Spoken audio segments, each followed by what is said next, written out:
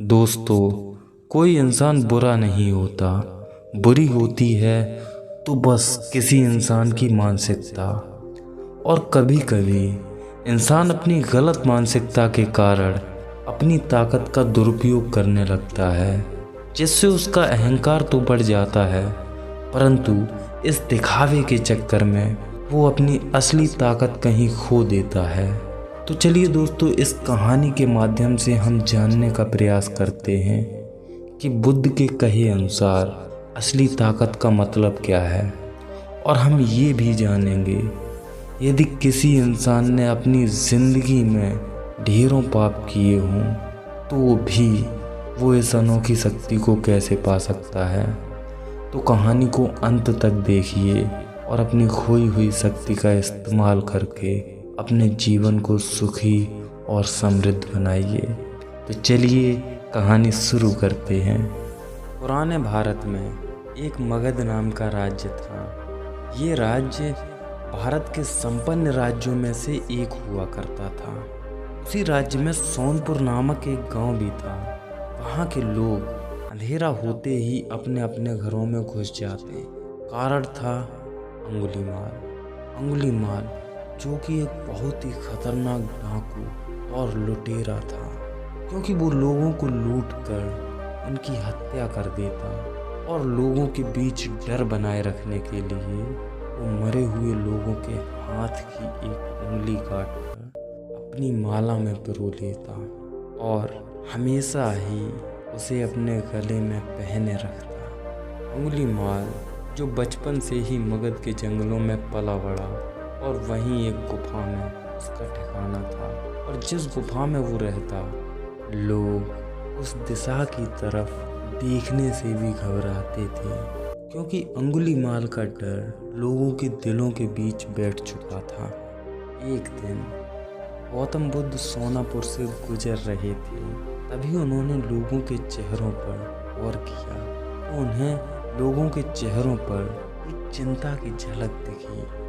लोगों को परेशान देख उन्होंने लोगों से पूछा, क्या बात है, आप सब लोग इतने दुखी क्यों हो और इतने डरे हुए क्यों हो।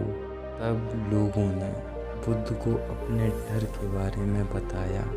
बुद्ध, ये जो डर है वो अंगुलीमाल नामक एक डाकू का है। वो लोगों को पहले लूटता है और उसके बाद उन्हें मार देता है।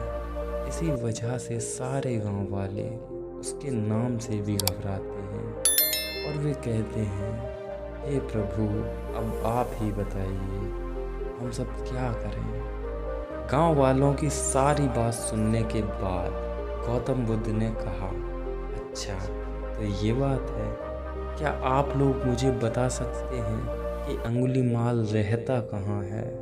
बुद्ध के इतना कहने पर उसी भीड़ से एक व्यक्ति निकलकर उनसे बोला, भगवान, वो इन्हीं जंगलों के बीच एक गुफा में रहता है। उस व्यक्ति की बात सुनकर बुद्ध सीधे जंगल की तरफ निकल पड़ते हैं।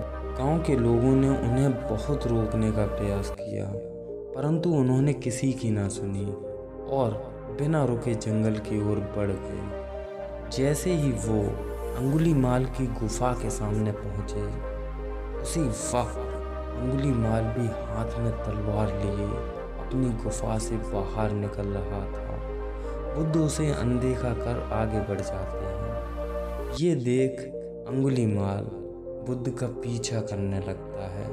पीछा करते करते वो चिल्लाता है, ए सन्यासी, रुक जा।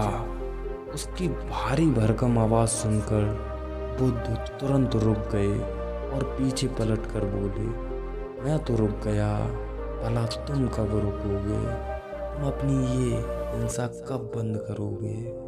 बुद्ध की ये बातें सुनकर वो अत्यधिक क्रोधित हो गया और बोला, सन्यासी, शायद तू जानता नहीं कि मैं इस राज्य का सबसे शक्तिशाली व्यक्ति हूँ। मैं नहीं मानता कि तुम इस राज्य के सबसे शक्तिशाली व्यक्ति हो।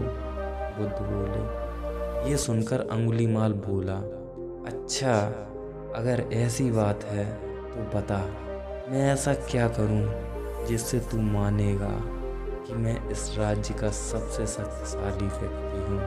यदि तुम ऐसा ही चाहते हो तो जाओ उस पेड़ की एक डाली तोड़ कर लाओ। बस इतना ही। ऐसा कहते उसने एक पल में ही उस पेड़ की 10 डालियां तोड़ दी। बुद्ध ने फिर उससे कहा, अब जाओ इन टूटी हुई डालियों को वापस से उसी पेड़ पर लगा कर आओ। अंगुलीमाल ने तुरंत ही बुद्ध से पलटकर कहा, ये कैसा बेहुदा मजाक है? सन्यासी तू पागल है क्या? भला इन टूटी हुई पत्तियों को कोई कैसे वापस जोड़ सकता है? फिर बुद्ध कहते हैं, तुम खुद को इतना शक्तिशाली मानते हो और इन टूटी हुई पत्तियों को नहीं जोड़ सकते। बुद्ध आगे कहते हैं, जिस प्रकार तुम इन टूटी हुई पत्तियों को नहीं जोड़ सकते, उसी प्रकार तुम्हें इन्हें तोड़ने का भी अधिकार नहीं है।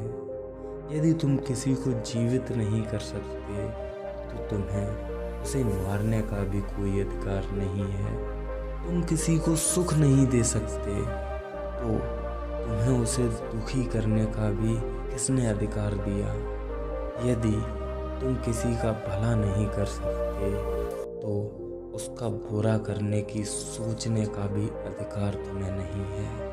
बुद्ध की ये बातें सुनते ही उसके शरीर में एक अजीब सी ऊर्जा का संचार होने लगा और उसकी आंखों में पश्चाताप के आंसू साफ दिखाई दे रहे थे। जब उसका मन थोड़ा हल्का हुआ तो उसने तुरंत ही बुद्ध के चरणों में गिरकर उनसे माफ़ी मांगी और उनसे कहने लगा, हे भगवान, आज से मैं लोगों को मारना, उनको लूटना हमेशा के लिए छोड़ दूंगा।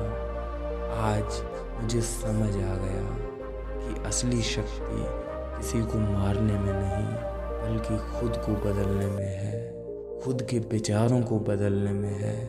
जब मैंने आपकी ये बातें सुनी तो मेरे मन से बुराई के विचार चले गए और उनके स्थान पर अच्छाई के विचार चलने लगे। अब मुझे एहसास हो गया, जैसे ही किसी मनुष्य के विचार बदलते हैं उसका संपूर्ण जीवन बदल जाता है।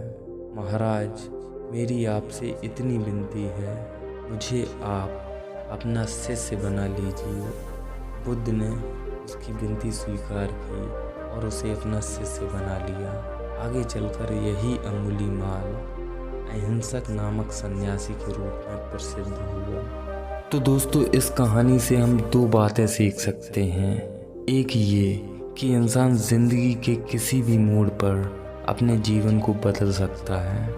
उसने कितने भी पाप किए हों फिर भी हमेशा उसके पास ज़िंदगी चुनने का विकल्प होता ही है, बस चुनाव उसका है। दूसरी बात ये कि असली शक्ति किसी को नुकसान पहुंचाने या धोखा देने में नहीं बल्कि अपने विचारों को एक सही दिशा देने में है।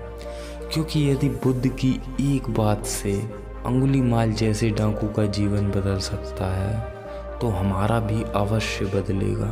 और हमारे प्राचीन ग्रंथों में भी लिखा है कि इंसान के विचारों में अपार शक्ति है। इंसान जिस भी चीज़ के बारे में सोचता है वो चीज़ आज नहीं तो कल उसके जीवन में आनी ही आनी है। तो आज हम भी अपनी सोच को एक सही दिशा देने का प्रयास करेंगे और मुझे विश्वास है यदि हमने आज से अपने विचारों को सही दिशा देने का संकल्प किया तो कुछ ही दिनों के अंदर हमारे जीवन में एक सकारात्मक परिवर्तन जरूर आएगा। और हाँ, यदि आप विचारों की शक्ति को और भी गहराई से जानना चाहते हैं तो जोसेफ मर्फी की book the power of subconscious mind ज़रूर पढ़िए। इसे पढ़ने के बाद निश्चित ही आपका जीवन बदल जाएगा। बुक का लिंक डिस्क्रिप्शन में है। दोस्तों, अगर आपको ये वीडियो अच्छा लगा हो तो इस वीडियो को लाइक और चैनल को सब्सक्राइब जरूर करिए, जिससे भविष्य में ऐसी ही वीडियोस आपको मिलती रहें। वीडियो देखने के लिए धन्यवाद।